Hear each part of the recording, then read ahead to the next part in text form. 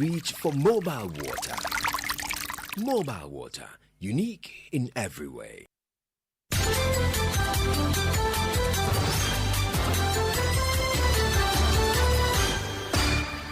Hashtag Stop Galamsey now. Hello, good afternoon and welcome to the Midday News. Let the water flow. I will speak to him directly. President John Dramani Mahama. Yellow blood do. The Midday News is live on Joy 99.7 FM, hits 103.9 FM in Accra. We're also live on Love 99.5 in Kumasi, myjoyonline.com, and affiliates in all 16 regions of Ghana, live on X Spaces and Facebook. The Midday News is supported by Petrosol, Platinum Energy, Energizing Dreams. Coming up this afternoon, a coalition of 9 education and public university sector unions has rejected the government's 6% base pay offer, calling it unacceptable and a slap in the face for workers struggling to make ends meet. Also, as Ghana's presidential jet remains in France for repair works, aviation expert advocates for the purchase of a new aircraft for presidential and VIP use and recommends for more than one. If the tests go well over the weekend, it's possible we can even have it on Monday or Tuesday. So everything is dependent on all the necessary tests that has to be run. The other one would be to get 2 new aircraft and then we dispose of this one. Also, parts of the capital flooded following an early morning downpour. I'm asking that let's not delay. It should be done rapidly and quickly so that living around will be comfortable. We're in Rebecca, where residents are struggling to scoop flood water out from their shops and homes. We have details of that coming up shortly in sports. The stage is set once again for Ghana's biggest football rivalry as Hearts of Oak face Asante Kotoko. And 2025 National Science and Math Quiz champions in Fantipin School express excitement after successfully retaining their title in the annual Brain Battle. When you come to the central region, you cannot have a contest here and then tell me that some school like OWAS, what's OWAS? We'll be back to back for 10 years. These and more coming up with me, Maame, Nyamekye, Thompson. This is Joy News, independent, fearless and credible. Please stay.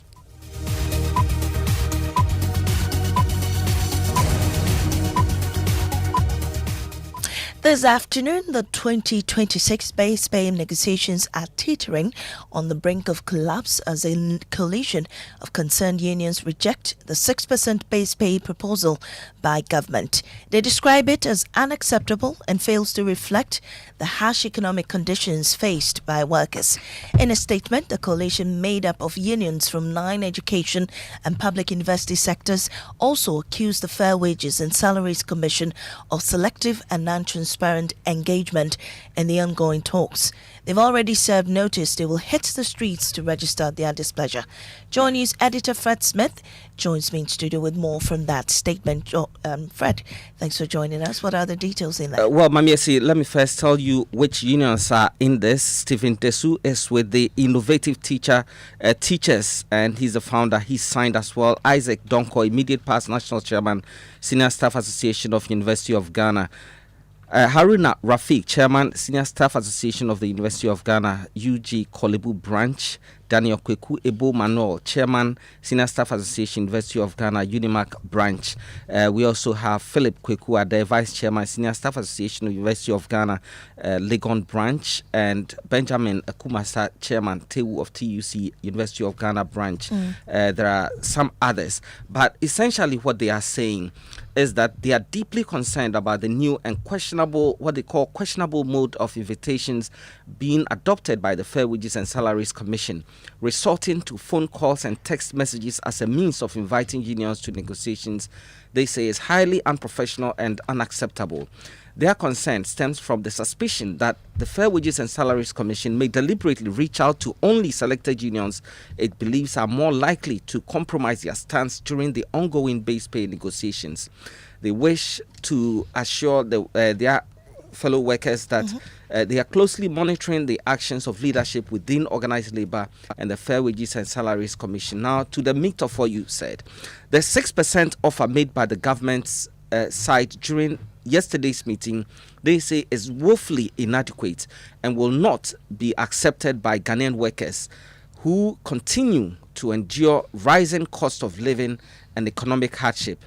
They therefore are calling on the Fair Wages and Salaries and the leadership of organized labor to act in good faith, ensure transparency, and involve all unions in the negotiation process.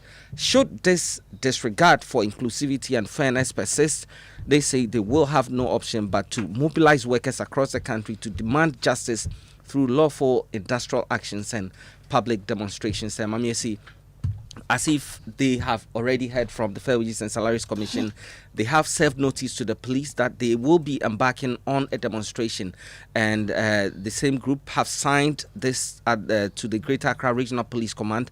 They say, we, the undersigned representatives of the concerned unions of organized labor acting under the provisions of the Public Order Act, write to formally notify the Ghana Police Service of our intention to embark on a peaceful demonstration. The demonstration is to register our strong dissatisfaction with the lack of transparency and selective engagement exhibited by the government and leadership of organized labor in the ongoing 2026 base pay negotiations, and to demand fair and inclusive treatment for all unions. And details of the demonstration they list here: Thursday the 13th of November 2025 in the morning. Thank you, Fredsman. Well, the Fair Wages and Salaries Commission says it's unable to comment immediately on the issue, but we can speak to the aggrieved unions now. Joining me is Isaac Donko, immediate past president of the Senior Staff Association of the University of Ghana. I'm grateful for your time here on the Midday News. Mr. Donko, walk us through exactly what happened and why you consider this discriminatory. Thank you, my sister. I think today's release is our third release since base pay negotiations started. And we as a group, which is part of organized labor workforce in Ghana, is so much concerned, and we think about the mass majority who has been so changed to our view by our own organized labor leadership. It's a shame that organized labor will be led by a group of people who are not even on government payroll. So when they are negotiating on our behalf, they don't feel it. If I'm negotiating for you and I'm not benefiting directly from the negotiations, whatever comes out of it, I don't care. And they've demonstrated that they don't care indeed. And they have a track record of what we are saying. Because 2021, 2022, they had one engagement and they accepted a proposal, 2-year proposal. 2021, they accepted 4%. And the same 2021, at the same sitting, they accepted 7% for 2022 at a sitting. Meanwhile, you don't even know what will happen in the coming years. And they are doing the same thing this year. So what was the coalition's benchmark or justify expectation for a fair base pay increase? For us, we've stated in our communique that this negotiation, looking at the current economic conditions and the attitude of government, depending on the just ended negotiations somewhere in March this year, government has never been truthful to us. So members should have started this negotiation with 50% at least demand on government. This is our position. But what happened? They started with 20%. Then 20%, they didn't even stay there. They reduced that 20% to 15%. And government also gave counter proposal of 2.5%. In this current economic hardship, 2.5% counter proposal. Then later government also moved to 5%. Yesterday they met again. Deviously, they met again, and government reviewed its position to 6%. So we've been shortchanged, and our leaders are not helping us. In conclusion, I'm just trying to say that organized labor leadership is in bed with government. But your people are still negotiating with the Fair Wages and Salaries Commission. It's not over yet for you to say that they've shortchanged you, and already you've gone ahead to serve notice to the police of a demonstration. Yeah, let me explain our position of saying that organized labor is made up of all the workforces or different unions in Ghana. You can even extend it to private unions in Ghana, like GPITU and other unions who are not directly working under government. So when you receive invitation for base pay negotiations, what do you do as organized labor? Because we are talking about different unions which has independent bargaining certificate. So you have to invite all the unions to tender in or bring in their proposal. Then you call for a meeting. The group will judge, then you accept one position that, for this year negotiation, we are going with maybe 100% or 20% or 50%, because that has been the practice.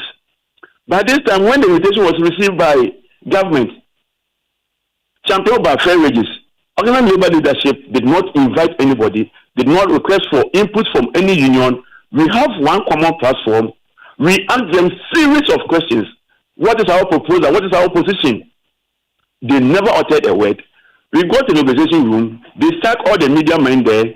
They sack some of the union leaders there. Few people entered, and they table 20%. And you know, when you are negotiating, it's like you are in the market. You propose an offer, you have to go back a bit or reduce it. There will be counter proposal for you. So the starting point is the problem. Starting from 20%. Once you know that when you start from 20%, you are not going to get the 20%. So starting from the 20% itself was wrong. For them not to consult anybody and taking the united decision to tender in 20% is totally unacceptable. And this is where we are crying. And this is where Ghanaians have to rise up. Their leaders are killing them. We can't allow anybody to take us for right. Ghana is for all of us. It's not for one person. If you are not a worker, if you are not a government earning worker, if you are not on government payroll, you don't even qualify to lead a working class. And as you because you are taking your dues, your pay from the people's dues. Make sure you also help them by getting an enhanced base pay. You don't take the money, then you go and sell them out. Mr. Donko, as you correctly explained, this is a negotiation. So how do you accuse them of being in bed with government? I am saying that since they didn't engage us, it was a planting. All right. It's a group thing. So why do you go alone and leave the rest behind? All right. So the mandate is not from you. The mandate is from the people. So what mandate are they using to negotiate? That 20%, where did they get the mandate from? Fair wages came with a mandate from government. Minister of Finance will give you mandate. President will give a Minister of Finance mandate.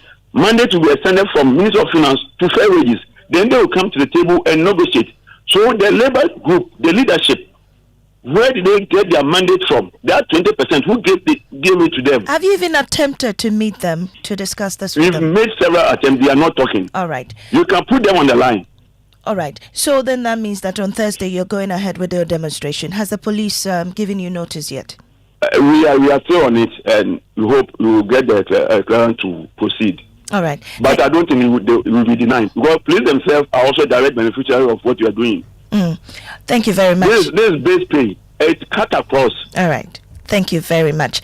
Mr. Isaac Donko is past president of the Senior Staff Association at the University of Ghana. Moving on, as Ghana's presidential jet remains in France for repair works, an aviation expert, Dr. Yakubu Akparibu, is advocating for the purchase of a totally new aircraft for presidential and VIP use. This comes as Deputy Minister for Defense, Bruja Jemfi, mentioned on the Super Morning Show no definite timeline has been set for the return of the jet as repair works continues on it, among which are painting of repaired parts and some leakages. As of now, we are informed that all the problems that were identified has been resolved, but they have to test in order to ensure that everything is set before they can get the standard certification to fly the aircraft. So that's the state of it. When is the estimated time of return? I'm unable to tell you. What we are expecting is that if the tests go well for over the weekend, it's possible we can even have it on Monday or Tuesday. So everything is dependent on all the necessary tests that has to be run. We have our men on standby to fly it back home But if the test shows another problem, then we can't have it. But if everything goes well, we should even have it by next week. Well, the Deputy Minister... We are currently assessing the operational... The Deputy Minister also reviewed the massive retooling of the Ghana Armed Forces, including air assets, which will significantly improve their operations. To ensure that we have a safe, reliable, effective national duties as well as provincial duties. And that assessment, it's about the aging fleet. It's not only about the presidential aircraft that we are talking about. We have many of our helings and jets down, which we have to enhance the operational abilities of these jets. And so that ongoing discussion includes the possibility of acquiring new fleets for the Ghana Air Force. And so once that discussion is concluded, Ghanaians will be appropriately informed of which of our air assets that we are doing away with, which ones we are bringing back to fly, and which new ones we are getting on board. For aviation expert Dr. Yakubu Akparibu, it's about time the country gets a new aircraft for presidential and VIP use. He adds the country must necessarily get at least 2 of them. For the current Falcon, I think that needs to be replaced. So we have 2 options. One, they can spend on refurbishing it and then using it as a backup. So we get a new aircraft, and then the Falcon will be a backup. So that will mean that we have 2 aircraft in the presidential fleet. The other one would be to get 2 new aircraft, and then we dispose of this one. This time we should do things right. We should go straight to the manufacturers and then purchase a fit-for-purpose aircraft. We should not go through third parties and then we bring let's say the helicopters or fixed-wing aircraft, and then they come and then we always have problems. You have to go servicing and no. What we need to do is to go straight to the manufacturers and then give them the specifications and then pay for it instead of going through third parties. The Economic and Organized Crime Office has arrested 320 individuals alleged to be involved in human trafficking and recruitment scam at separate locations in the Ashanti region. The Anti-Human Trafficking Unit of Yoko, after screening the individuals, identified 295 as victims of the alleged trafficking, while 25 suspects were deemed potential suspects who allegedly lured the victims into a fake business scam under the guise of QNet. The arrest follows several months of investigation by the office to clamp down on what they describe as the largest anti-human trafficking operation recorded in the country. It comes barely 2 weeks after a similar raid was made in Kaswa, where over 26 persons were apprehended. The victims were brought from various parts of the country by their recruiters under the pretext of job, educational and travel opportunities while posing as officers of QNet. They were camped at separate locations in Kinyasi in the Kwabe East Municipality and Broho in the Afija Kwabe South District, both in the Ashanti region. Head of Anti-Human Trafficking Unit at Yoko, Staff Officer Dominic Mensah, says shelter is being prepared for the victims as arrangements are being made to reintegrate them with their families. Yeah, so basically they were engaging in employment scam in the name of QNet and also human trafficking, because some of them, they told them that they were taking them to the various places, and then they go here, they told them no, that agreement doesn't exist anymore, and that there's a business in the form of QNet that they have to engage in. So far, the victims that we have are all Ghanaians, and most of them are from the northern part of Ghana. Victims, we first of all have to get shelter for them. Make sure they are okay by way of feeding and medication and all that. Then after that we have to liaise with their families to ensure that they are properly reintegrated with their families. And what we've realized is that most of them have been indoctrinated to believe in what they are doing. So even when you're advising them, they find it very difficult to understand you. However, the 25 suspects will be subjected to further investigations.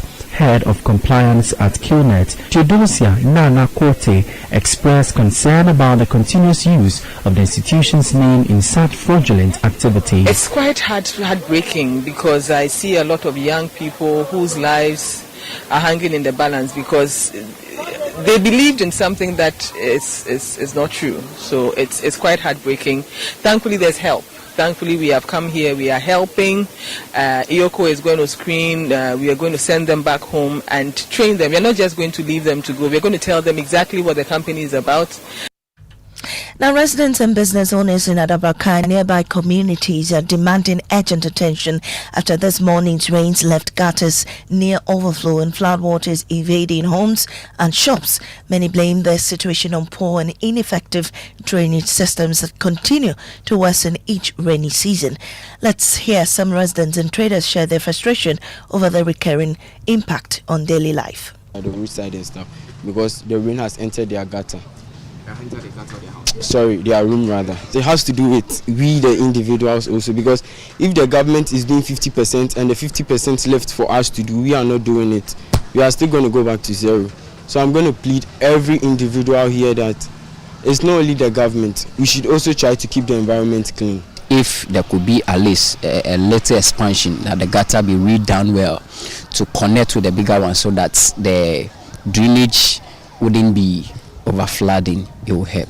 I'm asking that let's not delay. It should be done rapidly and quickly so that living around will be comfortable. Government too can help by giving, or putting dustbins at every junction whereby we can put, rubbish in. Main gutter na yema, nti yema na apushi aba. The main gutter is full, so the rainwater can't flow. The little that manages to pass through leaves us to scoop the rest for ourselves. If the rain had lasted any longer, we wouldn't even be able to stand here having this conversation. Well, let's get on the phone lines now. I speak to my colleague Stephen Mensah, who is on the grounds for us. Stephen, where else have you visited and what can you report? Maame, so far we visited the airport Shangri-La bus stop. We've also visited the Jowulu area. For the airport bus stop, we understand that earlier the rain had filled the streets, making it difficult for vehicles to move. However, upon our visit, the rainwater on the streets had subsided, making vehicles were moving freely. Also, at the Jowulu bus stop, also we understand that there was traffic building up in the area because of the rain. However, upon our visit, when the rain had subsided, the traffic was moving freely. All right, Stephen, thank you for that update. You're still listening to the Midday News here on Joe 99.7 FM. We'll take a break. We'll return with sports and also the 2025 National Science and Math Quiz champions in Vanderbilt School express excitement after successfully retaining the title in the annual Brain Battle.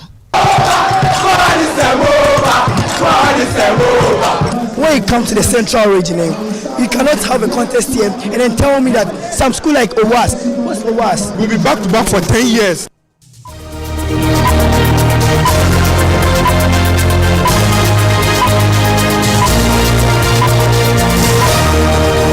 When I wake up in the morning, I brush my teeth with Kale Charcoal toothpaste. This gives me confidence all day. Anytime you meet Amma, don't be surprised I smile showing my beautiful white teeth because I don't have cavity thanks to Kale Charcoal toothpaste for its natural charcoal properties. In fact, we are like twins. I can't go without my Kale Charcoal toothpaste. That be why I dey use Kale Charcoal toothpaste morning and night when I dey go bed safe. It dey make my teeth white when it dey comot every scent from my mouth inside. My confidence level they go up, so I dey show my 32 teeth all. Introducing the Kale Charcoal toothpaste, formulated with activated bamboo charcoal powder, ensures whiter teeth and removes bad breath. The strong natural property of the activated bamboo charcoal removes bacteria, absorbs surface stains on our teeth caused by coffee, wines, and tobacco. Welcome, Kale Charcoal toothpaste. Kale Charcoal toothpaste, Sankofa Yenchi. Kale, happy smile. This advert is FDA approved. Luck is everywhere, for everyone, yeah. This year is going to be sweet. I don't just feel it, I know it, because the Luckiest Season 3 is back. And I'm about to show you how to grab your golden ticket. Just dial *712# and follow the prompts to purchase your ticket. Or go to the luckiestafrica.com, hit community tickets, and pick your lucky number. Or let the system do its magic. Choose how much you want to spend from 1 to 5,000 Ghana cedis. You can even buy a ticket for someone else. Be someone's hero. Payment? Easy. Mobile money in Ghana or card if you're international. One ticket can turn 1 CD into 500 times more. That's maths we love. Or your community will win 10 times more. So let's get lucky together, because luck is everywhere.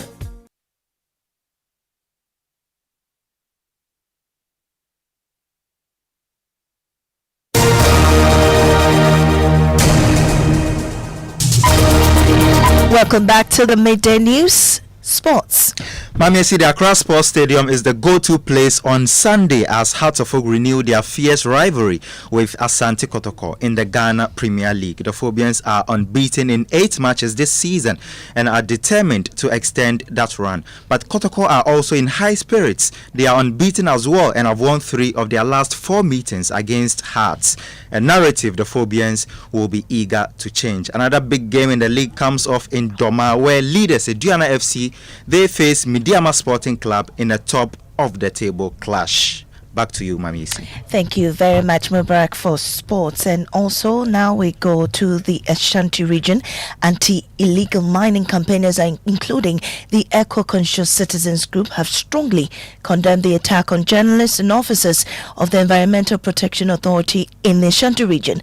Reports indicate that the convoy of the EPA team came under attack from a group of illegal miners at Dadrene, a community near Obuasi. The assault reportedly forced the team along with accompanying media personnel to retreat from the area. However, while on their way back, their vehicle was involved in an accident at Afari, leaving several people injured.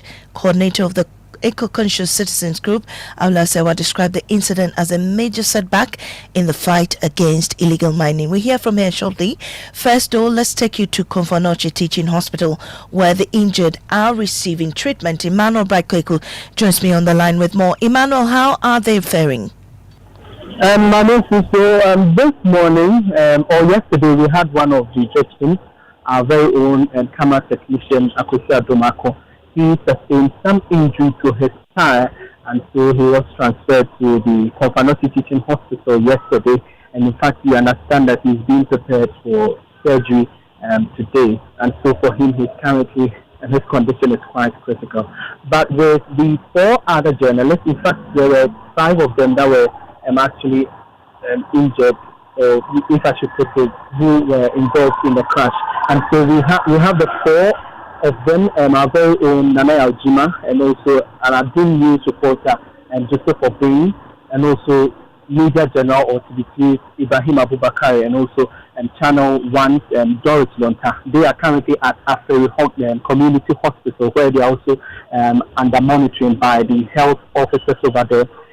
In fact, for Joseph Obey, he sustained some injury to the head, and so when you see him, he has some bandages on his head. And in fact, for most of these journalists, it's quite a critical moment for them. They have really hoped that they've had their lives saved. We've also had the leadership of the Ashanti region, GJA, visit these journalists and share some solidarity with them and also their family. And they've also said that they want institutions to intensify or ensure the journalists safety in covering some of these stories when they go out there. Well, Emmanuel, do we know if police have made any arrests following this attack? In fact, for now, we haven't had any communication from the police as to whether any individual has been arrested with regards to this. All right. So we are waiting on them. If there is any information, we will update you. All right. Thank you very much, Emmanuel Brightquaku, with that update. Well, Awula Sewa is calling for an immediate and thorough investigation to bring the perpetrators to justice and to ensure the safety of journalists and environmental officers working in such high-stake areas. Well, you see, this is a very sad day for Ghana. It's been getting there because we are not dealing with this problem of illegal, irresponsible mining robustly enough. It's a sad day for Ghana, but it's not the first time journalists have been attacked. It has happened to Isaac Donko or Himeng City TV journalists, and nothing robust is being done. But Madam, what do you think is emboldening community people and illegal miners to attack individuals who are out there to ensure that these menace is curtailed? Well, they will attack so long as they know there will be no accountability. They are very selfish people, only interested in themselves. And I'm afraid we've also been complicit in going on with the narrative that is because they don't have a livelihood. That narrative is complicity. The IGP is a professional, he knows what to do.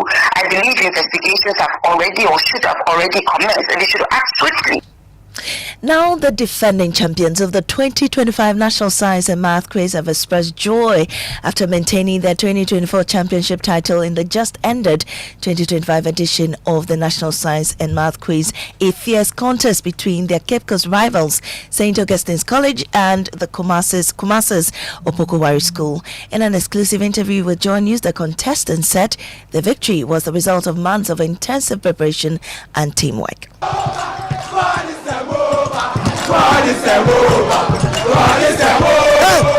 As red and white flags waved proudly and chants of God is Emoba echoed through the auditorium, the champions lifted the trophy high, smiles wide, hearts full. It was a moment of pure joy and history in motion. At Infansipim School's victory over city rivals, St. Augustine's College and Opokuwari reaffirmed their dominance in the realm of academic excellence. This is Infansipim. When it comes to the central region, you cannot have a contest here and then tell me that some school like Owas, what's Owas? I don't know. Some school like Opokuwari will come, like bro. I see they talk too much. They like talking. Presec will be coming again. We'll be back to back for 10 years. Back to back 10 years. Presec is not coming. Forget. Proud moment for family members of the Butcher contestants who beamed with excitement after their sons and brothers delivered the school's 4th national title. Frankly speaking, I feel great. I feel so happy that today has happened to see Ahmed Tijani represent Infantipim, represent his community, represent. We are so happy. We are so happy for this day. And that is the funds of Infantipim, the senior high school. And Fred Smith is here with me to tell us what's trending. Fred? Well, also the NSMQ is on the trends, and one post here says, great news, Blessed Oforiaisia of Mankranso SHS has been awarded a $40,000 full scholarship by Academic City University for her stellar NSMQ performance. It covers tuition, accommodation, meals, laptop, books, and monthly stipend. There. Another one here says, God has really been good. We have been helped beyond fathomable reasoning. And that's from the Butcher boys. I'm happy for them, but I'm a bit disappointed in Opokowari School. I was hoping that they will pick up the trophy, especially for Stephen, who's been there for 3 consecutive years. But that's how we end the Midday News here on Joy 99.7 FM. Up next is Living Word with Pastor Men.